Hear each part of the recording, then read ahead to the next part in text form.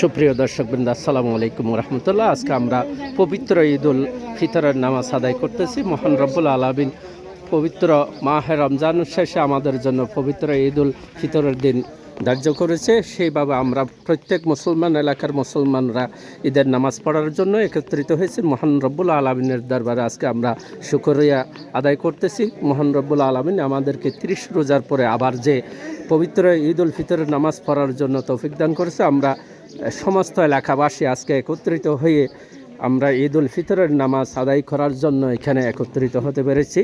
সমস্ত বিশ্ব মুসলমানের জন্য আমরা দোয়া করব। আজকে নিজের মা বাবার জন্য দোয়া করব। পবিত্র ঈদ উল ফিতরের শিক্ষা হচ্ছে আমাদের জন্য এটা একটা আল্লাহর বড় নিয়ামত।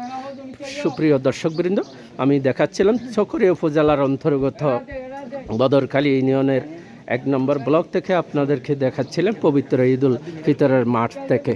ধন্যবাদ সকলকে। ঈদ উল ফিতরের শুভেচ্ছা। ঈদ মোবারক, ঈদ মোবারক। আসসালামু আলাইকুম ওয়া রাহমাতুল্লাহি ওয়া বারাকাতুহু। ধন্যবাদ।